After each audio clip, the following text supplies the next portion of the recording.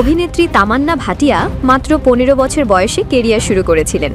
দীর্ঘ 21 বছরের পথ চলায় অভিনয় ছাড়াও তিনি এখন একজন সফল নারী উদ্যোক্তা। সম্প্রতি এক সাক্ষাৎকারে তিনি বিনোদন জগতের অনিশ্চয়তা এবং টাকা জমানোর গুরুত্ব নিয়ে খোলামেলা কথা বলেছেন। তামান্না বলেন, অভিনেতারা অনেক সময় কাজ করে প্রচুর টাকা আয় করেন, কিন্তু সেই টাকা যদি সঠিক জায়গায় বিনিয়োগ করা না হয় তবে কেরিয়ারের শেষে হাতে কিছুই থাকে না। তার মতে, আয়ের উৎস বাড়ানো এবং টাকা জমানোর কৌশল না জানলে যে কেউ আর্থিক সংকটে পড়তে পারেন। আজ কি রাত মজা হুস্ন কা। কেরিয়ারের শুরুতে তামান্নার সব টাকা পয়সার হিসাব দেখাশোনা করতেন তার বাবা।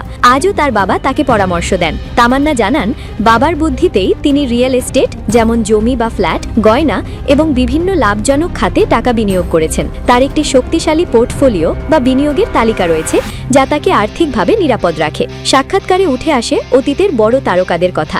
90-এর দশকে অমিতাভ বচ্চন তার ব্যবসার কারণে দেউলিয়া হয়ে গিয়েছিলেন, পরে কঠোর পরিশ্রমে ঘুরে দাঁড়ান। এমনকি জনপ্রিয় অভিনেতা জ্যাকি শ্রফ এবং এক সময়ের সুপারস্টার ভারত ভূষণও চরম আর্থিক সংকটে পড়েছিলেন। তামান্না মনে করেন, এসব ঘটনা থেকে শিক্ষা নেওয়া জরুরি।